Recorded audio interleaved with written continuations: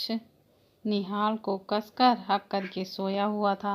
सुबह जब निहाल की नींद खुलने को हुई तो उसे ऐसा लगा कि जैसे किसी ने उसका शरीर कसकर जकड़ा हुआ है। उसने धीरे धीरे करके जब अपनी आंखें खोली तो उसने अपने आप को एक विशालकाय शरीर से लिपटा हुआ पाया।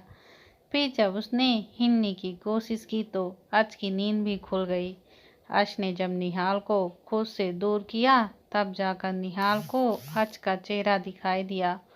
उसे लगा कि वो अभी भी कोई सपना देख रहा है, लेकिन तभी उसने अच का चेहरा अपने नन्हे से हाथों से छुआ। ये कोई सपना नहीं था। डैडी, क्या आप सच में यहाँ हैं? निहाल ने हैरानी के साथ पूछा। हाँ, मैं ही हूँ। तुम उठ गए हो तो अपने रूम में जाकर फ्रेश हो जाओ। ये कहकर अच अपने बेड से उठ गया और वॉशरूम में चला गया। निहाल सोच में था कि वो यहाँ कैसे और कब आया। निहाल को इस वक्त नायाब करने वाली खुशी हो रही थी। वह जानता था कि यह सब सुहानी की वजह से हुआ है। वो खुशी खुशी बेड से उठा और फिर नहाने जाने लगा कि तभी अचानक दरवाजे पर वो अभिनव से टकरा गया। अभिनव ने हैरान होकर उसको देखा और कहा, तुम यहाँ क्या कर रहे हो? मैं तुम्हें कब से पूरे घर में ढूंढ रहा हूँ। तुम अपने रूम में भी नहीं थे।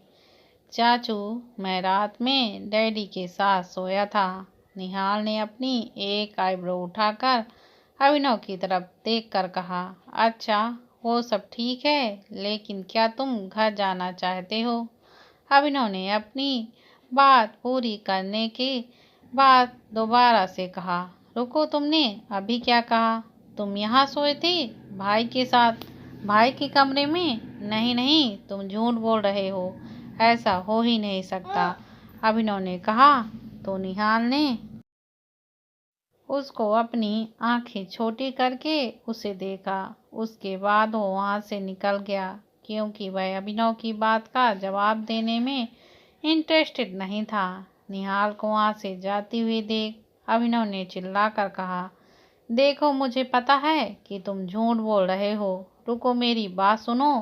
तुम कहाँ जा रहे हो? अभिनव उसके साथ जाना चाहता था, लेकिन इससे ही पहले निहाल वॉशरूम में घुस गया। उसके बाद अभिनव अच के रूम में आ गया। जब अच नहाकर वॉशरूम से बाहर निकला तो अभिनव ने अपनी आंखें छोटी करके कहा, अच से कहा, भाई, क्या निहाल आपके साथ सोया था? हाँ। क्यों, वो मेरे साथ सो नहीं सकता क्या? अच ने कहा। तो अभिनव अपनी जगह जम गया। ये कैसे हुआ? अभिनव अच की तरफ देखकर बोला, कैसे हुआ का क्या मतलब है? वो मेरा बेटा है और मैं उसका बाप, तो हमारे एक साथ सोने में तुम्हें क्या प्रॉब्लम है? अच ने कहा। तो अभिनव का मुंह चुप हो गया। उसके बाद अच वहां से निकल गया। मैं इन बाप बेटे को कभी भी नहीं समझ सकता, अभिनव अपना सर खुजलाते हुए बोला। निहाल के स्कूल में हाफ टाइम हो चुका था। निहाल उसी जगह पर बैठा हुआ सुहानी के आने का इंतजार कर रहा था, लेकिन काफी देर हो चुकी थी और सुहानी अभी तक नहीं आई थी। निहाल का चेहरा मायूस हो गया। वह बार बार गेट की तरफ देख रहा था।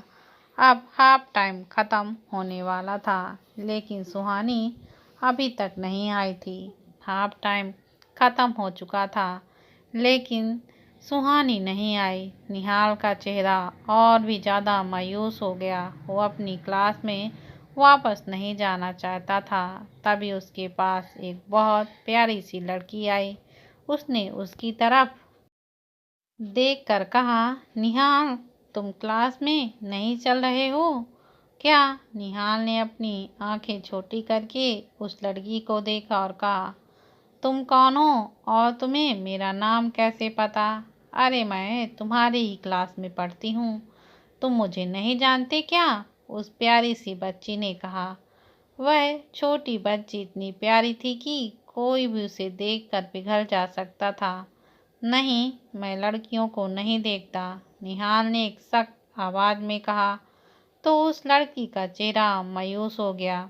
फिर उस लड़की ने अपनी नज़रें झुकाकर कहा, लेकिन मैं तो तुम्हें जानती हूँ। उसके बाद वह लड़की अपनी नज़रें झुकाए हुई वहीं खड़ी रही।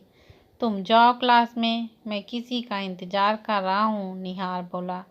निहाल की बात सुनने के बाद उस लड़की ने अपनी नज़रें उठाकर निहाल को देखा और कहा, तुम किसका इंतज़ार कर रहे हो? उस लड़की की बात सुनकर निहाल की आईब्रोज आपस में मिल गईं। उसने कहा, वो मेरी एंजल है। क्या? एक एंजल? मुझे भी तुम्हारी एंजल से मिलना है, वो लड़की बोली। नहीं, वो एंजल बस मेरी ही है, तुम उससे नहीं मिल सकती, निहाल ने थोड़ा गुस्से से कहा। तो उस लड़की का चेहरा एकदम से उतर गया। उसने रोने जैसी शक्ल बना ली। निहाल को कोई फर्क नहीं पड़ रहा था, लेकिन थोड़ी ही देर में वो लड़की रोने लगी। निहाल को उसे देखकर काफ़ी गुस्सा आ रहा था, लेकिन वो उसको रोते हुए नहीं देख सकता था। अगर उसके घर और स्कूल में यह पता चल गया कि उसने एक लड़की को रुलाया है, तो उसकी नज़रों में क्या इमेज रह जाएगी। निहाल अपनी जगह से उठ गया और वह उस लड़की के सामने जाकर खड़ा हो गया। उसने अपनी जेब से अपना रुमाल निकाला और उस लड़की को देते हुए कहा, चुप हो जाओ, तुम भी मेरी एंजल से मिल सकती हो, लेकिन शायद आज वो नहीं आएंगी, इसलिए हम उनसे कल मिलेंगे। उसकी बात सुन वो लड़की चुप हो गई और उसने निहाल का रुमाल ले लिया और अपने आंसू पोंछने के बाद उसके चेहरे पर एक स्माइल आ गई। ये तो इतनी जल्दी चुप भी हो गई, निहाल ने उस लड़की की मुस्कुराहट देखकर कहा। निहाल जब क्लास में जाने लगा ही था कि उस लड़की ने उसका हाथ पकड़ लिया। निहाल ने उसकी तरफ गुस्से से देखा तो उस लड़की ने फिर से अपना रोने जैसा चेहरा बना लिया।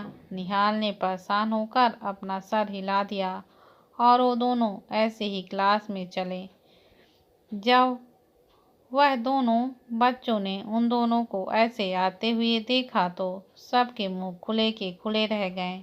उन सब का ऐसा रिएक्शन देखकर निहाल ने उस लड़की से धीरे से कहा, हमें सब देख रहे हैं, तुम मेरा हाथ छोड़ दो। लेकिन वो लड़की उसका हाथ छोड़ने को तैयार नहीं थी।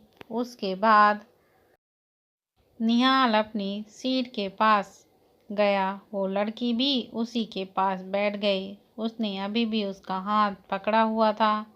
निहाल को अब काफ़ी इरिटेंशन होने लगी थी। उसने थोड़ा गुस्से से कहा, देखो अपनी सीट पर जाओ, तुम्हारा बैग भी तुम्हारी सीट पर होगा, यहाँ पर तुम मेरे साथ नहीं बैठ सकती हो। निहाल अपनी बात पूरी ही की थी कि वो लड़की भागकर अपनी सीट पर गई और वहां से अपना बैग लेकर निहाल के पास आकर बैठ गई। निहाल ने लाचार होकर अपनी गर्दन हिला दी। थोड़ी ही देर बाद निहाल के पास एक और लड़की आई। वो लड़की भी काफ़ी प्यारी थी। उसने निहाल की तरफ देखा और फिर उसके पास बैठी लड़की को उसने थोड़ा चिढ़ते हुए कहा, देखो तुम इस गंदी तृष्णा के साथ बात मत करो, ये गंदी है, इसको अपने पास से हटाओ, मैं तुम्हारे पास बैठूंगी। निहाल ने परेशान होकर अपना सर पकड़ लिया।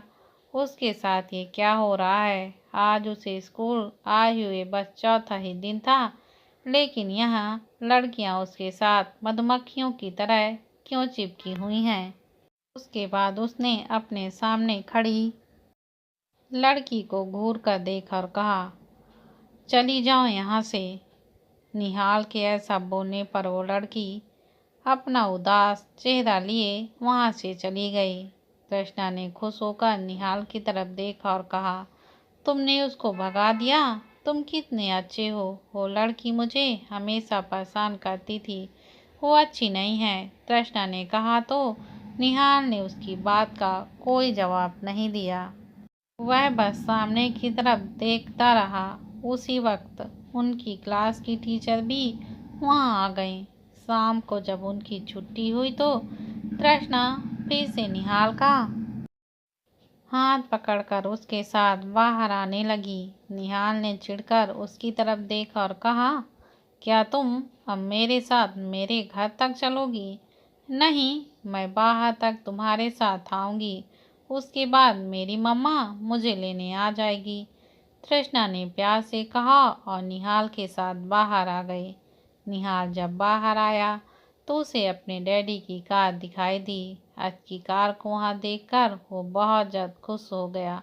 उसने तृष्णा की तरफ देखकर कहा, देखो मेरे डैडी आ गए हैं। अब तुम मेरा हाथ छोड़ो और तुम भी अपनी मम्मा के साथ जाओ। ये कहकर निहाल अपना हाथ उससे छुड़वाने लगा, लेकिन तृष्णा ने उसका हाथ और भी कसकर पकड़ लिया। देखो मेरी मम्मी अभी तक नहीं आई हैं और मैं अकेली नहीं रह सकती, क्योंकि वो देखो पीछे लड़के हमारे खड़े हैं, वो मुझे बहुत परेशान करता है। तृष्णा ने कहा तो निहाल ने भी पीछे मुड़कर देखा तो एक हट्टा कट्टा मोटा और छोटा लड़का उसको और तृष्णा को ही घूर कर देखे जा रहा था। मुझे उस लड़के से बहुत डर लगता है। वो हमारी क्लास में ही पढ़ता है और वो बहुत गंदा है। मुझे वो बिल्कुल पसंद नहीं है। तृष्णा ने निहाल की तरफ देखकर कहा। उसकी बात सुनने के बाद निहाल वहीं रुक गया, क्योंकि वो तृष्णा को अकेले नहीं छोड़ सकता था। निहाल ने अपने आप को एक जेंटलमैन समझता था और उसे लगता था कि लड़कियां कमज़ोर होती हैं और उसे इस वक्त कमज़ोर तृष्णा की मदद करनी चाहिए। इसलिए वो वहीं उसका हाथ पकड़े खड़ा रहा। आज मुझे लगता है कि आज तुम्हारा बेटा तुम्हारी बहू को साथ लेकर आएगा। आज के पास साथ कार में बैठे हुए एक आदमी ने कहा। आज ने उस आदमी की बात का कोई जवाब नहीं दिया। वो बस कार से उतर गया और कार से उतरने के बाद वो आदमी भी कार से उतर गया। वो दोनों निहाल और तृष्णा के पास चल कर गए। जब तृष्णा ने दो आदमियों को अपनी तरफ आते हुए देखा तो वह डर की वजह से निहाल के पीछे जाकर छुप गई। निहाल ने पहले अर्ज को देखा और फिर उसके साथ चल रहे आदमी को। उसने चिल्लाकर कहा, तब अंकल आप कब आए? मुझे तुम्हारी बहुत याद आ रही थी तो मैंने सोचा क्यों ना मैं तुमसे मिलने इंडिया आ जाऊं, और देखो मैं तुमसे मिलने आ भी गया। तब ने मुस्कुरा कर कहा, तुम कार में क्यों नहीं आए? अर्ज ने तब की बात बीच में ही काट दी। वो अभी मेरी दोस्त की मम्मा नहीं आई है और वो अकेली डरती है, इसलिए मैं उसके साथ उसकी मम्मा के आने का वेट कर रहा हूँ। उसके बाद अच्छा तब दोनों ने निहाल के पीछे छुपी हुई छोटी सी बच्ची को देखा। उसने अपनी नज़रें नीचे झुकाई हुई थी। आज ने निहाल की तरफ देखकर कहा, तो तुम अपने इस दोस्त से मुझे मिलवाना चाहते थे? नहीं, वो तो मेरी एंजल है, ये नहीं है। वो आज मुझसे मिलने नहीं आई हैं। मैं फिर कभी आपको उनसे मिलवा दूंगा, निहाल ने कहा। तो अर्च ने हाँ में अपनी गर्दन हिला दी। तब ने उस लड़की की तरफ देखा और कहा, बेटा तुम पीछे क्यों छुपी हुई हो? आगे आओ। क्या तुम इस खड़ूस अर्च से डर रही हो? तब ने कहा तो अर्च ने घूर कर उसको देखा। तब की बात सुनने के बाद तृष्णा ने अपनी प्यारी नजरें ऊपर उठाई और निहाल के पीछे से निकलकर उसके सामने आकर खड़ी हो गई। जैसे ही अर्च और तब की नजरें उस लड़की पर पड़ी तो वह दोनों हैरान रह गए। आखिर ऐसा क्या था उस लड़की में जिसे देखने के बाद अर्च और तब दोनों की आंखें खुली की खुली रह गईं, क्योंकि तृष्णा की हूबहू शक्ल तब से मिलती थी। उन दोनों में इतनी सिमिलरिटी थी कि जब तब छोटा होगा तो वह पूरा तृष्णा के जैसा लगता होगा। तृष्णा की आंखें, उसका नाक, उसके होंठ, पूरी तरह से तब के जैसे थे। मुझे ऐसा लगता है कि मेरी बहू शायद तुम्हारी बेटी ही है। अच ने तब की तरफ बिना देखे हुए कहा, तो तब ने घूर कर उसे देखा। तुम्हारी इन्फॉर्मेशन के लिए बता दूं कि मैं अभी तक सिंगल हूँ और मेरी कोई गर्लफ्रेंड भी नहीं है।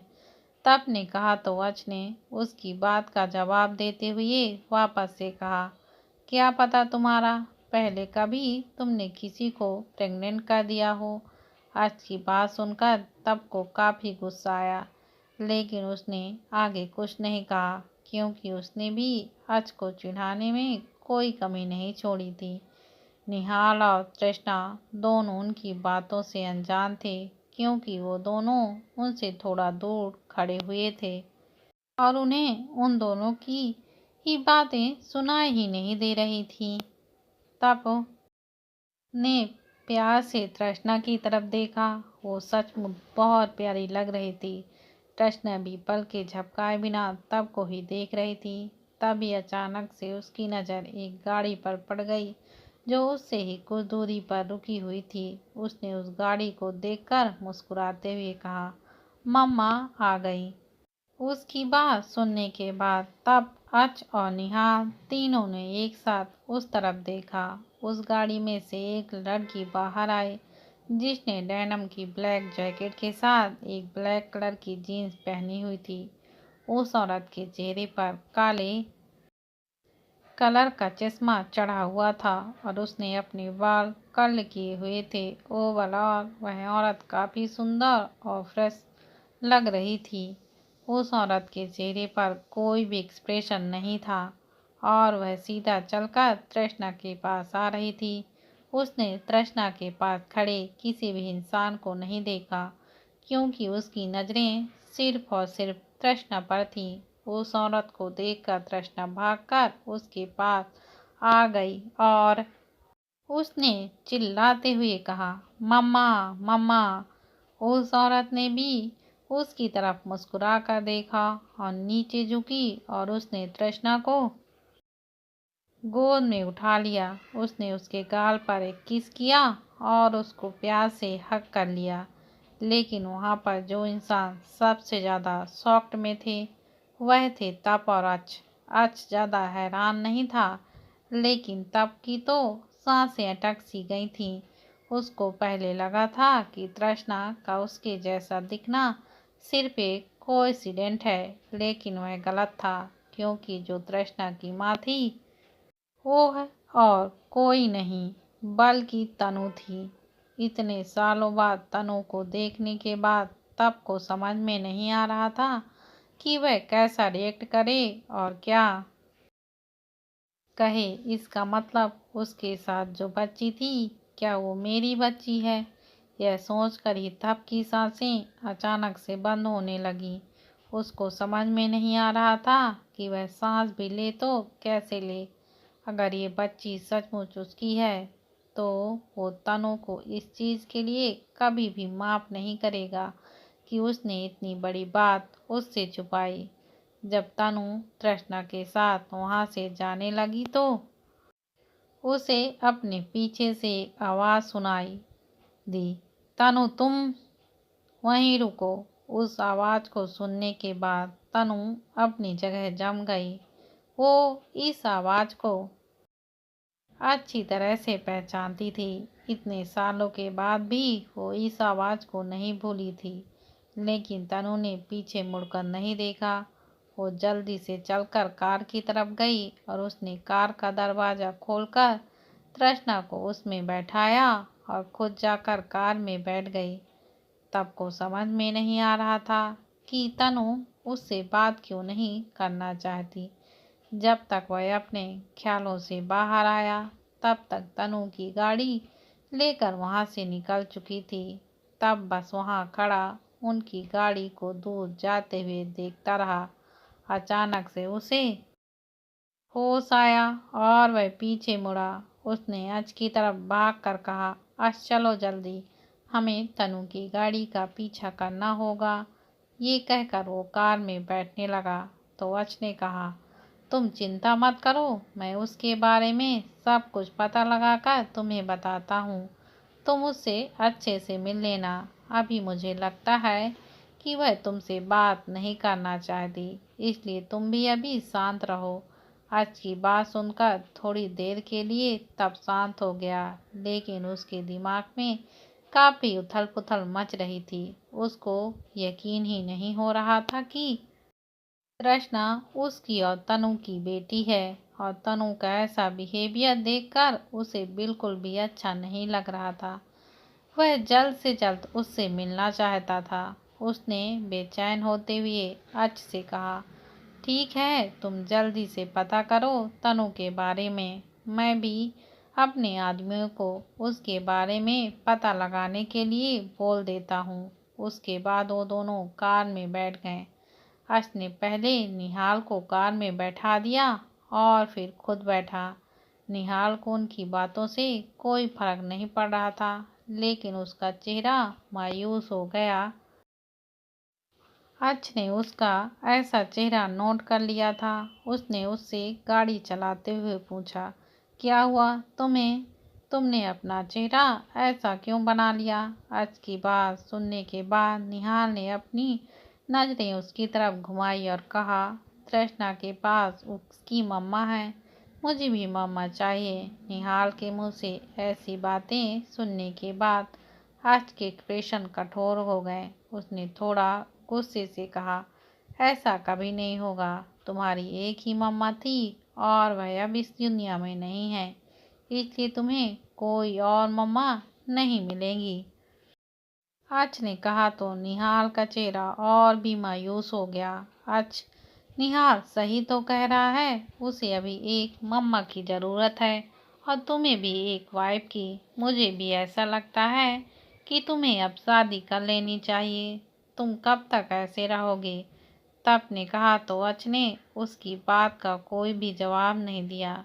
रायजादा मेंशन में, नमस्ते आंटी, नमस्ते दादाजी, नमस्ते दादी जी। एक लड़की जिसकी उम्र 26 या 27 साल की थी, वो रायजादा मेंशन में आई हुई थी और सभी घर वाले उसके साथ बहुत अच्छे से बिहेव कर रहे थे और उसको देखकर काफ़ी खुश थे। मोना, तुम कितने सालों बाद इंडिया वापस आई हो? मुझे तो ऐसा लगता है कि मुझे तुम्हें देखे बिना सदियों हो गई है। गीता जी ने मोना के सर पर हाथ रखते हुए कहा, अरे आंटी, मैं तो अभी भी नहीं आना चाहती लेकिन आप सबके प्यार ने मुझे यहाँ खींच लिया। मोना ने मुस्कुरा कर जवाब दिया, अच्छा ठीक है, अब आ ही गई हो तो वापस तो हम तुम्हें नहीं भेजेंगे।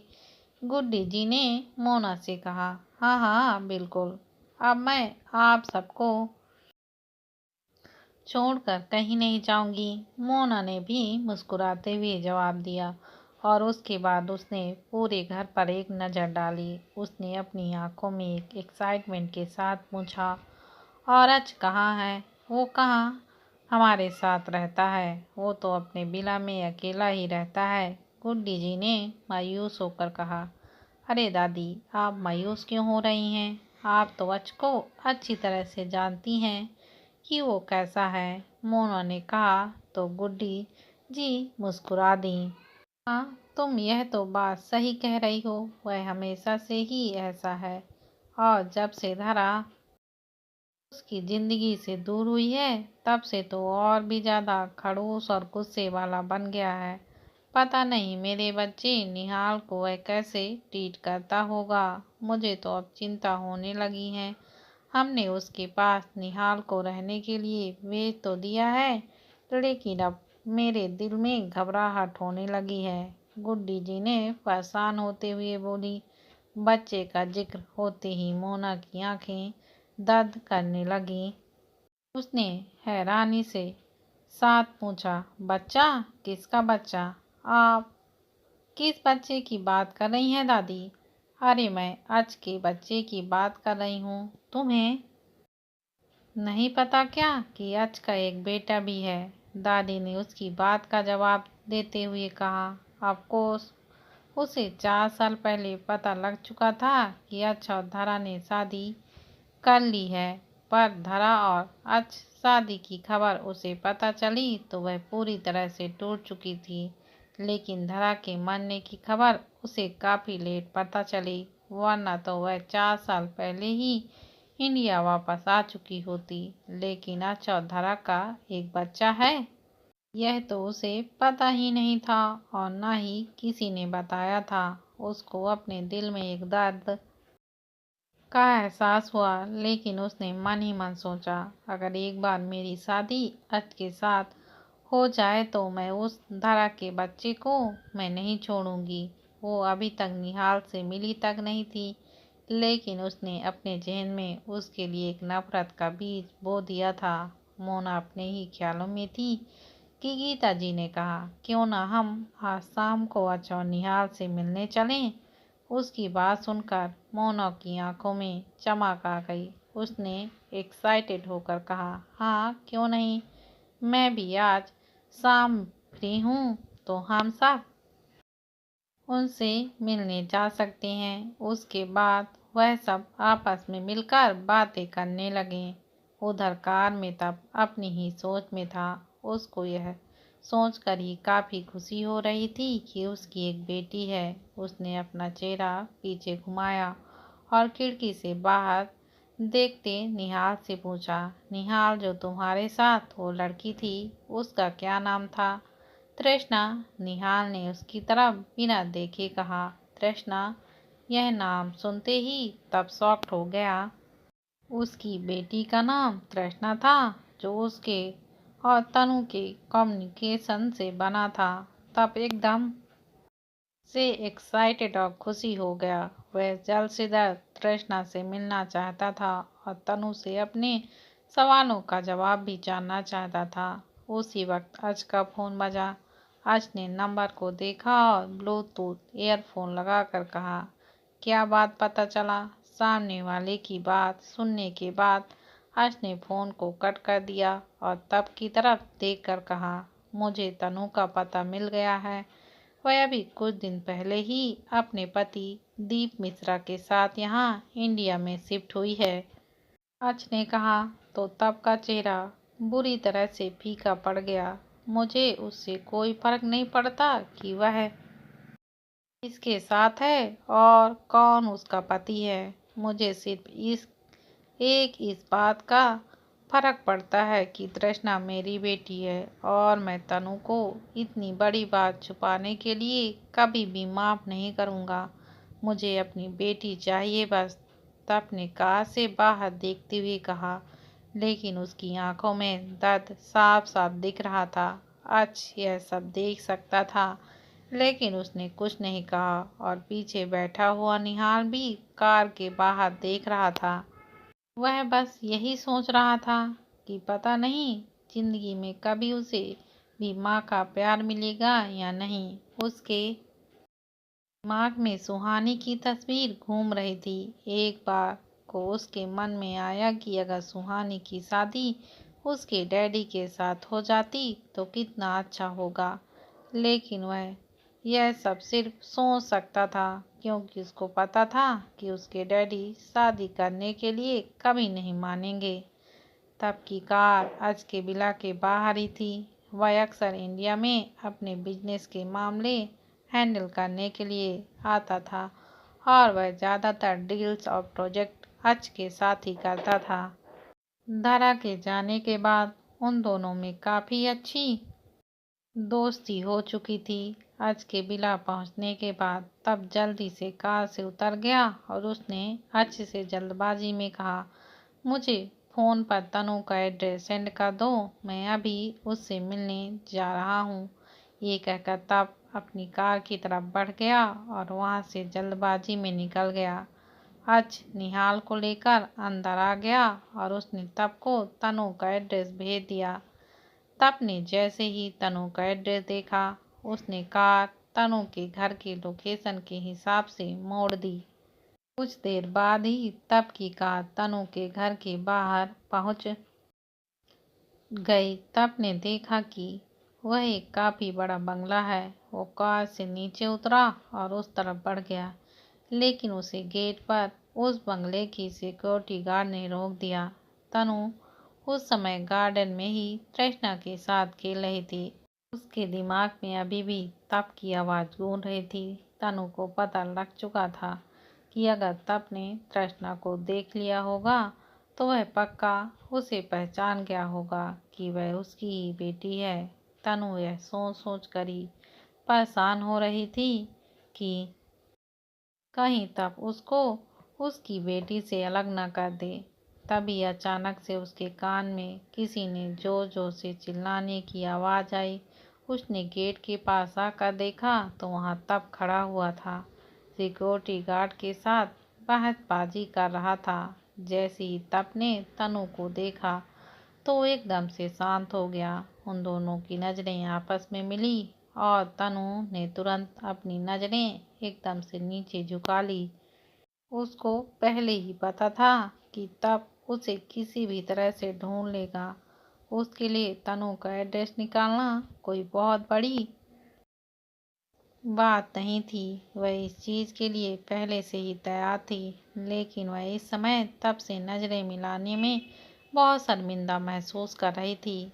तब तनु की शर्मिंदगी बहुत अच्छे से देख सकता था। उसने उसकी तरफ देखकर कहा, तनु मुझे तुमसे बात करनी है, लेकिन मुझे तुमसे कोई बात नहीं करनी। तुम चले जाओ यहाँ से। तनु ने उसकी तरफ बिना देखे कहा। तो तप ने गुस्से से जवाब दिया, तो तुम क्या चाहती हो कि मैं अगली बार यहाँ पुलिस को लेकर आऊँ ताकि मैं अपनी बेटी को अपने साथ ले जा सकूं? तप की बात सुनने के बाद तनु का चेहरा एकदम से पीला पड़ गया। तनु तप के साथ बिल्कुल भी बात नहीं करना चाहती थी, लेकिन वह यह भी जानती थी कि तप अपने सवालों का जवाब लिए बिना वहां से नहीं जाएगा। इसलिए उसने गार्ड से कहा कि वो उसको अंदर आने दे। तनु की बात मानकर गार्ड ने तप को अंदर आने दिया और उसके अंदर आने के बाद तनु उसका हाथ पकड़कर उसे गार्डन के दूसरी तरफ लेकर आई।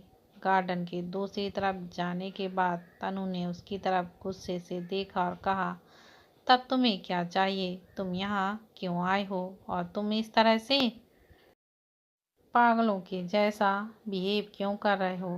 तनु की बात सुनने के बाद तप ने भी उसे चिल्लाते हुए कहा, तुम मुझसे ये सवाल पूछ रही हो कि मैं ऐसा बिहेव क्यों कर रहा हूँ?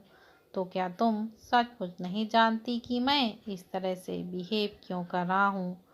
उसकी बात सुनने के बाद तनु थोड़ी देर के लिए चुप हो गई, लेकिन उसने अपने आप को नॉर्मल दिखाते हुए कहा, मुझे नहीं पता होगा, मुझे कुछ भी नहीं पता है। अच्छा, तो तुम क्या एक्सेप्ट कर रही थी मुझसे कि जब हम दोनों का आमना सामना होगा तो मैं कैसा रिएक्ट करूँगा? 4 साल पहले तुम मुझे छोड़ कर गई थी। तुम ये अच्छे से जानती हो कि मैं इस बारे में तुमसे सवाल कर रहा हूँ, लेकिन ये तुम्हारी मर्जी थी कि तुम किसके साथ रहना चाहती हो और किसके साथ नहीं। लेकिन तुमने मुझसे जो बात छुपाई है उसके लिए मैं तुम्हें कभी भी माफ़ नहीं करूँगा। तप ने एक एक शब्द पर जोर देते हुए कहा। तप की बात सुनने के बाद तनु घबरा गई, क्योंकि जैसा उसने एक्सेप्ट किया था वैसा ही तप रिएक्ट कर रहा था।